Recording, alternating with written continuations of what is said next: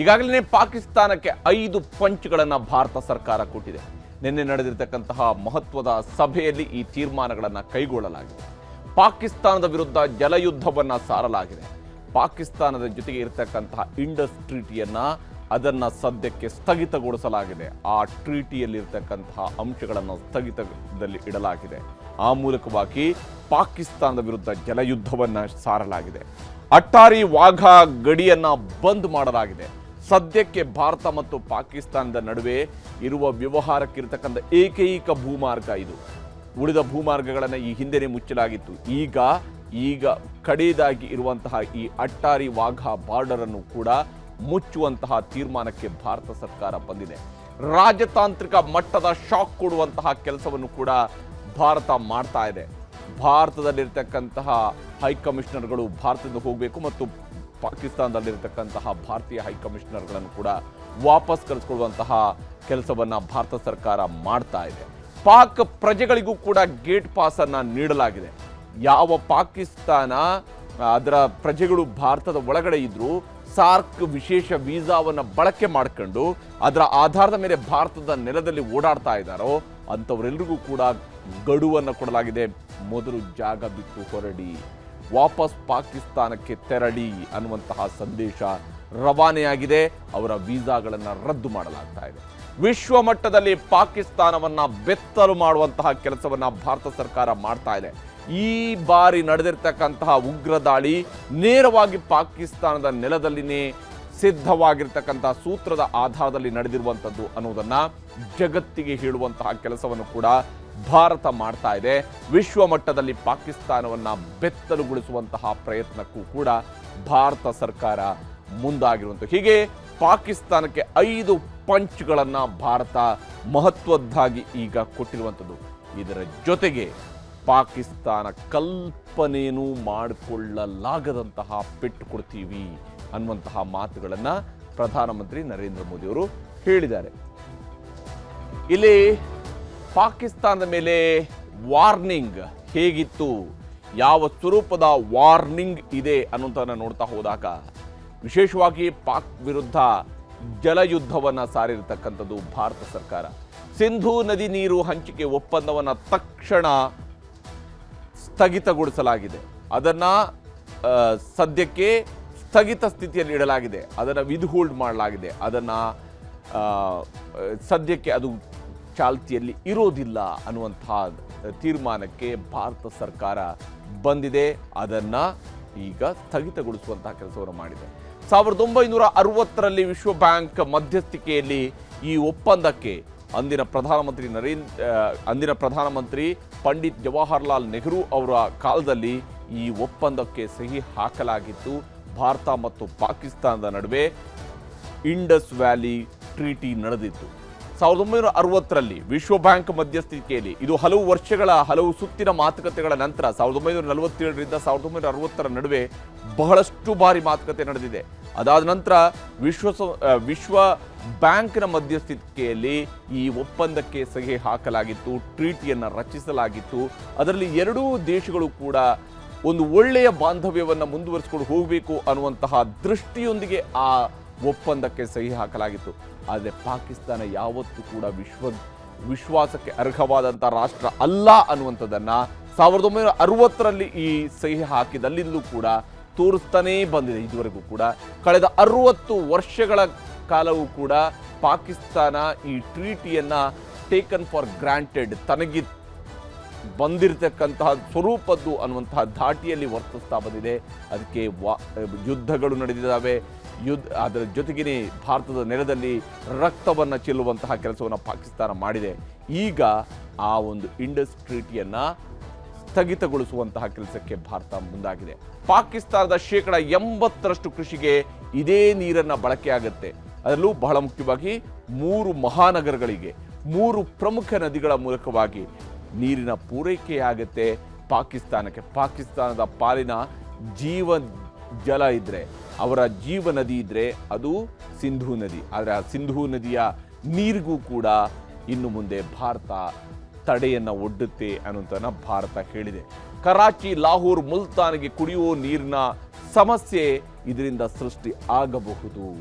ಯಾಕಂದರೆ ಭಾರತದ ಸಾಮಾನ್ಯ ಜನ ವಿಲವಿಲ ಒದ್ದಾಡಿ ಸಾಯುವಂಥ ಪರಿಸ್ಥಿತಿನ ನಿರ್ಮಾಣ ಮಾಡಿದಾರಲ್ಲ, ಅದೇ ಸ್ವರೂಪದ ಶಿಕ್ಷೆಯನ್ನು ಪಾಕಿಸ್ತಾನ ಕೂಡ ಅನುಭವಿಸಲೇಬೇಕಾಗುತ್ತೆ. ಅದರಲ್ಲಿ ಯಾವುದೇ ಅನುಮಾನ ಇಲ್ಲ. ಯಾಕಂದರೆ ಕೆಣಕಿದ ಮೇಲೆ ಅದರ ಉತ್ತರವನ್ನು ಪಡ್ಕೊಳ್ಬೇಕಾಗುತ್ತೆ.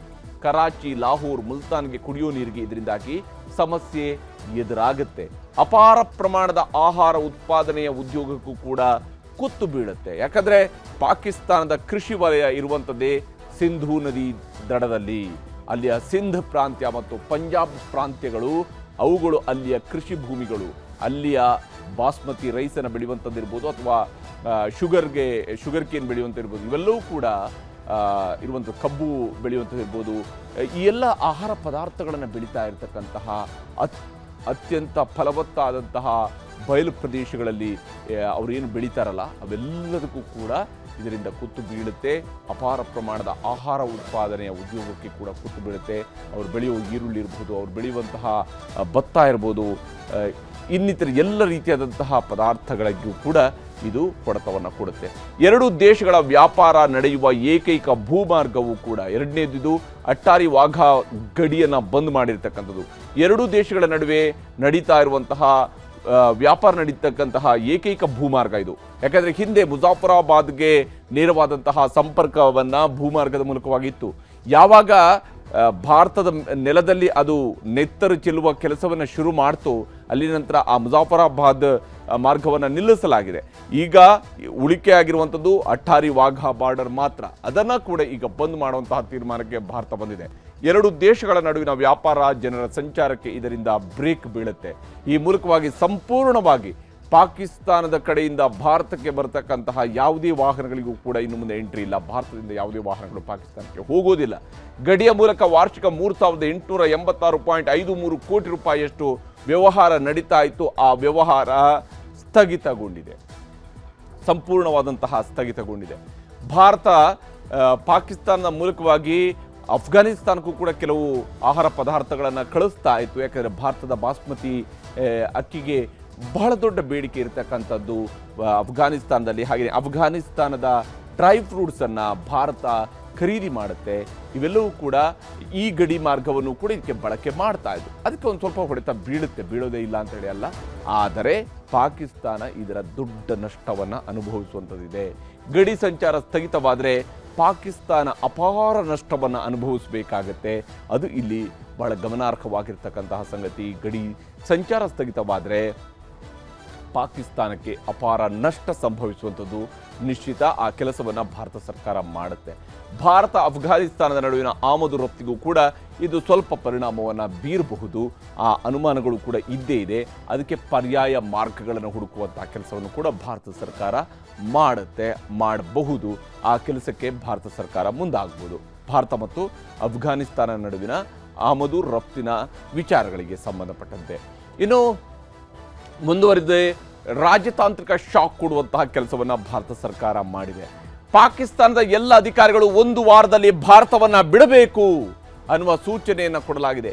ಪಾಕಿಸ್ತಾನದ ಎಲ್ಲ ಅಧಿಕಾರಿಗಳು ಇನ್ನು 1 ವಾರದೊಳಗಡೆ ಭಾರತವನ್ನು ಬಿಡಬೇಕು.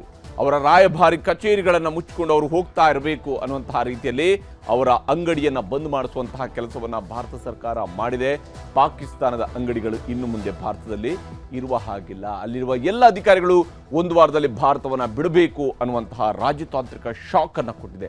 ಅಷ್ಟೇ ಅಲ್ಲದೆ ಭಾರತ ಪಾಕ್ ರಾಜತಾಂತ್ರಿಕ ಇಲಾಖೆಯ 30 ಕಚೇರಿಗಳು ಇದರಿಂದಾಗಿ ಬಂದ್ ಆಗ್ತಾ ಇದ್ದಾವೆ.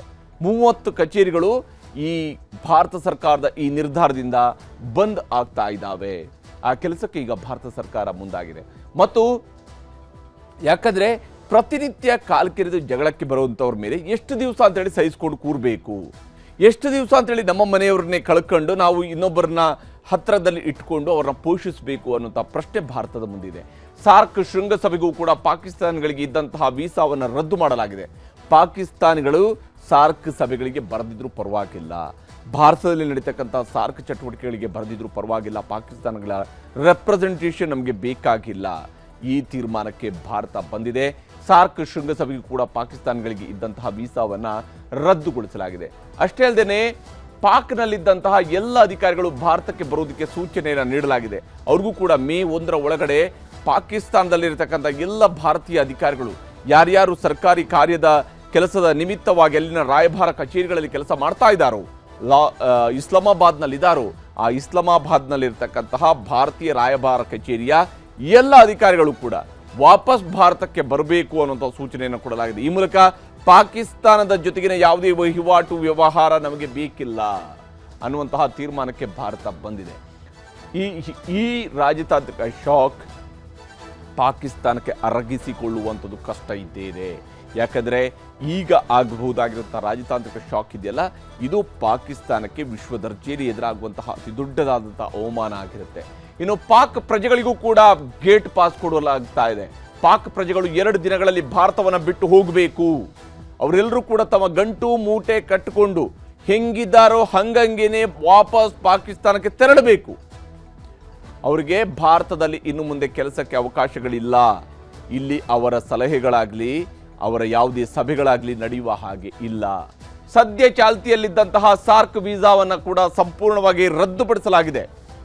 ಯಾರ್ಯಾರು ಭಾರತದ ಒಳಗಡೆ ಬಂದಿದ್ದಾರಲ್ಲ ಅಂಥವರ ವೀಸಾವನ್ನು ಕೂಡ ರದ್ದುಪಡಿಸಿ ಅಲ್ಲಿಂದಲ್ಲಿಗೆ ವಾಪಸ್ ಹೋಗಿ ಅನ್ನುವಂಥ ಸೂಚನೆಯನ್ನು ಕೊಡಲಾಗಿದೆ. ಸಾರ್ಕ್ ಸದಸ್ಯ ರಾಷ್ಟ್ರಗಳಿಗೆ ನೀಡಲಾಗ್ತಾ ಇದ್ದಂತಹ ವಿಶೇಷ ವೀಸಾ ಪಾಕಿಸ್ತಾನಿಯರಿಗೂ ಕೂಡ ಕೊಡಲಾಗ್ತಾ ಇತ್ತು.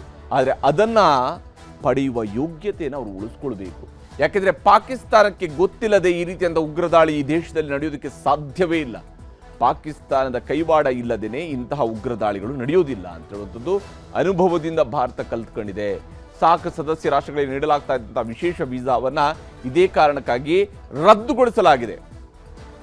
ಇದರ ಪ್ರಕಾರ 1 ವರ್ಷಗಳ ಕಾಲ ವಾಸ ಇರೋದಕ್ಕೆ ಅವಕಾಶ ಇತ್ತು. ಸಾರ್ಕ್ ವೀಸಾದಲ್ಲಿ ವಿಶೇಷ ವೀಸಾವನ್ನು ಪಡ್ಕೊಂಡು ಬಂದು ಭಾರತದಲ್ಲಿ 1 ವರ್ಷ ಆರಾಮಾಗಿ ಉಳ್ಕೊಳ್ಳೋದಕ್ಕೆ ಅವಕಾಶ ಇತ್ತು. ಇನ್ನು ಮುಂದೆ ನೋ, ಅದಕ್ಕೂ ಕೂಡ ನೋ ಅನ್ನುವಂತಹ ಉತ್ತರವನ್ನು ಭಾರತ ಸರ್ಕಾರ ಕೊಟ್ಟಿದೆ.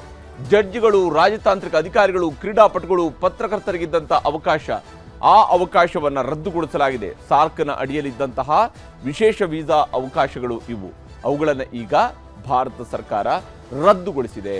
ಪಾಕ್ ಪ್ರಜೆಗಳಿಗೆ ಒಟ್ಟು 24 ವಲಯಕ್ಕೆ ಸೀಮಿತವಾಗಿದ್ದಂಥ ವೀಸಾಗಳನ್ನು ತಕ್ಷಣದಿಂದ ರದ್ದುಗೊಳಿಸುವಂತಹ ತೀರ್ಮಾನಕ್ಕೆ ಭಾರತ ಬಂದಿದೆ. ಇವತ್ತಿನಿಂದಲೇ ಎಲ್ಲ ನಿಯಮಗಳು ಕೂಡ ಚಾಲ್ತಿಗೆ ಬಂದಿದ್ದಾವೆ, ಜಾರಿ ಆಗಿದ್ದಾವೆ. ವಿಶ್ವಸಂಸ್ಥೆಯ ಭದ್ರತಾ ಮಂಡಳಿಗೆ ಪಾಕ್ ಉಗ್ರ ಪ್ರೇಮವನ್ನು ಮನವರಿಕೆ ಮಾಡಿಕೊಡೋದರ ಮೂಲಕವಾಗಿ ಪಾಕಿಸ್ತಾನವನ್ನು ಜಾಗತಿಕ ಮಟ್ಟದಲ್ಲಿ ಬೆತ್ತಲು ಮಾಡಬೇಕು ಅನ್ನುವಂತಹ ತೀರ್ಮಾನಕ್ಕೂ ಕೂಡ ಭಾರತ ಸರ್ಕಾರ ಬಂದಿದೆ. ವಿಶ್ವ ಮಟ್ಟದಲ್ಲಿ ಪಾಕಿಸ್ತಾನವನ್ನು ಬೆತ್ತಲು ಮಾಡುವಂತಹ ಕೆಲಸವೂ ಕೂಡ ನಡೆಯುತ್ತೆ. ಈ ಮೂಲಕ ಪಾಕಿಸ್ತಾನಕ್ಕೆ ಈ ಭದ್ರತಾ ಮಂಡಳಿ ಇವುಗಳೆಲ್ಲವೂ ಕೂಡ ಅದಕ್ಕೆ ಅಪ್ಲೈ ಆಗ್ತಕ್ಕಂಥ ಪದಗಳೇ ಅಲ್ಲ ಅಂತೇಳಿ. ಭದ್ರತೆ ಅನ್ನುವಂಥದ್ದು ಅವರಿಗೆ ಅಪ್ಲೈ ಆಗುವಂಥ ಪದ ಅಲ್ಲ. ಅವ್ರದ್ದೇನಿದ್ರು ಅಭದ್ರತೆಯ ಮನಸ್ಥಿತಿ, ಅವ್ರದ್ದೇನಿದ್ರು ಅಶಾಂತಿಯ ಮನಸ್ಥಿತಿ, ಅವ್ರದ್ದೇನಿದ್ರು ರಕ್ತ ಹೀರುವಂತಹ ಮನಸ್ಥಿತಿ ಅನ್ನುವಂಥದ್ದು ಜಗಜ್ಜಾಹೀರಾಗಿದೆ. ಖಾಯಂ ಸದಸ್ಯರಾದ P5 ರಾಷ್ಟ್ರಗಳ ಮೂಲಕವಾಗಿ UN-ಗೆ ಒತ್ತಡ ಹೇರುವಂತಹ ಕೆಲಸವನ್ನು ಕೂಡ ಭಾರತ ಮಾಡುತ್ತೆ. ಭಾರತ ಆ ಒಂದು ರಾಜತಾಂತ್ರಿಕ ಒತ್ತಡವನ್ನು ಜಾಗತಿಕ ಮಟ್ಟದಲ್ಲಿ ತನ್ನ ತೂಕವನ್ನು ಪ್ರದರ್ಶಿಸುವಂತಹ ಕೆಲಸವನ್ನು ಕೂಡ ಮಾಡುತ್ತೆ. ಅಮೆರಿಕ, ರಷ್ಯಾ, ಬ್ರಿಟನ್, ಚೀನಾ ಹಾಗೂ ಫ್ರಾನ್ಸ್ ಮೂಲಕವಾಗಿ ಒತ್ತಡ ಹೇರುವಂತಹ ಪ್ರಯತ್ನವನ್ನು ಭಾರತ ಮಾಡಿದೆ. ಇದು ಚೀನಾದ ನಿಲುವುಗಳು ಕೂಡ ಜಾಗತಿಕ ಮಟ್ಟದಲ್ಲಿ ಗೋಚರಿಸಬೇಕಾದಂತಹ ಕಾಲ ಇದು. ಯಾಕಂದರೆ ಚೀನಾ ಒಂದು ಕಡೆಯಲ್ಲಿ ನಾವು ಈ ಘಟನೆಯನ್ನು ಖಂಡಿಸ್ತೀವಿ ಅಂತ ಹೇಳುವಂತಹ ಚೀನಾ ನಿಜಕ್ಕೂ ಅಸಲಿಗೆ ಅದೇ ರೀತಿಯಲ್ಲಿ ನಡ್ಕೊಳ್ಳುತ್ತಾ ಅನ್ನುವಂಥದ್ದು ಕೂಡ ಸಾಬೀತು ಆಗಬೇಕಾಗಿದೆ. ಆ ಕೆಲಸವನ್ನು ಈಗ ಭಾರತ ಮಾಡ್ತಾ ಇರುವಂಥದ್ದು ಅಮೆರಿಕ, ರಷ್ಯಾ, ಬ್ರಿಟನ್, ಚೀನಾದ ಹಾಗೂ ಫ್ರಾನ್ಸ್ ಮೂಲಕವಾಗಿ ಖಾಯಂ ಸದಸ್ಯ ಮಂಡಳಿಯಿಂದ ವಿಶ್ವಸಂಸ್ಥೆಯ ಭದ್ರತಾ ಮಂಡಳಿಯ ಖಾಯಂ ಸದಸ್ಯ ಮಂಡಳಿಯ ಮೂಲಕವಾಗಿ ಪಾಕಿಸ್ತಾನಕ್ಕೆ ಇರತಕ್ಕಂತಹ ಅವಕಾಶಗಳನ್ನು ಕಿತ್ತು ಹಾಕಬೇಕು ಅನ್ನುವಂಥ ಪ್ರಯತ್ನಕ್ಕೆ ಮುಂದಾಗ್ತಾ ಇದ್ದಾರೆ. ಅಂತಾರಾಷ್ಟ್ರೀಯ ಮಟ್ಟದಲ್ಲಿ ಮತ್ತೊಮ್ಮೆ ಪಾಕಿಸ್ತಾನದ ಬಣ್ಣ ಬಯಲು ಮಾಡುವಂಥದ್ದು ಈಗ ಭಾರತದ ಗುರಿ ಮತ್ತು ಆ ಗುರಿಯನ್ನು ಭಾರತ ಸಾಧಿಸುತ್ತೆ. ಇಲ್ಲಿ ಅಮಾಯಕರನ್ನು ಕೊಂದು ಅದರ ಮೂಲಕವಾಗಿ ವಿಕಟ ರಣಕೇಕೆಯನ್ನು ಹಾಕತಕ್ಕಂತಹ ಪಾಕಿಸ್ತಾನಕ್ಕೆ ಸರಿಯಾದಂತಹ ಬುದ್ಧಿ ಕಲಿಸುವ ಕೆಲಸವನ್ನು ಈಗ ಭಾರತ ಸರ್ಕಾರ ಮಾಡೋದಕ್ಕೆ ಹೊರಟಿದೆ. ಅಂತಾರಾಷ್ಟ್ರೀಯ ಮಟ್ಟದಲ್ಲಿ ಮತ್ತೊಮ್ಮೆ ಪಾಕ್ನ ಬಣ್ಣ ಬಯಲು ಮಾಡುವಂಥದ್ದು ಈಗ ಭಾರತ ಸರ್ಕಾರದ ಆದ್ಯತೆಯ ಕ್ರಮ ಆಗಿರುತ್ತೆ. ಪಾಕಿಸ್ತಾನಕ್ಕೆ ಸಿಗ್ತಾ ಇದ್ದಂತಹ ಆರ್ಥಿಕ ಸಾಮಾಜಿಕ ಸಹಕಾರಕ್ಕೆ ಬ್ರೇಕ್ ಹಾಕುವಂತಹ ಕೆಲಸಕ್ಕೂ ಕೂಡ ಭಾರತ ಸರ್ಕಾರ ಮುಂದಾಗ್ತಾ ಇದೆ. ಇದನ್ನ ವಿಶ್ವಸಂಸ್ಥೆಯ ಭದ್ರತಾ ಮಂಡಳಿಯ ಸದಸ್ಯ ಸ್ಥಾನದ ಜೊತೆಗೇನೆ ನಾವು ಇದನ್ನ ತುಲನೆ ಮಾಡ್ಕೊಳ್ಬೇಕು. ಜಾಗತಿಕ ಮಟ್ಟದಲ್ಲಿ ತನಗಿರ್ತಕ್ಕಂತಹ ಸ್ಟ್ರೆಂತ್ ಅನ್ನ ಭಾರತ ಈಗ ಸರಿಯಾಗಿ ಬಳಕೆ ಮಾಡಿದ್ದೇ ಆದರೆ ಯುದ್ಧವೇ ಇಲ್ಲದೆ ಪಾಕಿಸ್ತಾನವನ್ನು ಮಂಡಿಯೂರಿಸುವುದಕ್ಕೆ ಸಾಧ್ಯ ಇದೆ. ಆ ಮಂಡಿಯೂರಿಸುವ ಪ್ರಕ್ರಿಯೆ ಈಗ ಆರಂಭ ಆಗಿದೆ. ಪಾಕಿಸ್ತಾನ ಮಂಡಿಯೂರಿ ವಿಲವಿಲ ಒದ್ದಾಡುವಂತಹ ಸ್ಥಿತಿ ಬಹಳ ದೂರ ಏನೂ ಇಲ್ಲ, ಬಹಳ ಹತ್ತಿರಕ್ಕೆ ಬಂದಾಗಿದೆ. ಆ ಪರಿಸ್ಥಿತಿಯನ್ನು ಈಗ ಪಾಕಿಸ್ತಾನ ಎದುರಿಸಬೇಕಾದಂತಹ ಅನಿವಾರ್ಯತೆಯು ಕೂಡ ಮುಂದೆ ಬಂದಿದೆ. ಪಾಕಿಸ್ತಾನಕ್ಕೆ ಸಿಗ್ತಿದ್ದಂಥ ಆರ್ಥಿಕ ಮತ್ತು ಸಾಮಾಜಿಕ ಸಹಕಾರಕ್ಕೆ ಬ್ರೇಕ್ ಹಾಕುವಂತಹ ಕೆಲಸವನ್ನು ಭಾರತ ಸರ್ಕಾರ ಮಾಡ್ತಾ ಇದೆ. ಹೀಗೆ ಪ್ರತೀಕಾರದ ಪ್ರತಿಜ್ಞೆಯನ್ನು ಭಾರತ ಸರ್ಕಾರ ಈಗಾಗಲೇ ಕೈಗೊಂಡಿರುವಂಥದ್ದು ಮತ್ತು ಯಾವುದೇ ಕಾರಣಕ್ಕಾಗಿಯೂ ಕೂಡ ಪಾಕಿಸ್ತಾನವನ್ನು ಈ ಬಾರಿ ಸುಮ್ಮನೆ ಬಿಡುವಂತಹ ಪ್ರಶ್ನೆಯೇ ಇಲ್ಲ ಅನ್ನುವಂತಹ ತೀರ್ಮಾನಕ್ಕೆ ಭಾರತ ಬಂದಾಗಿದೆ.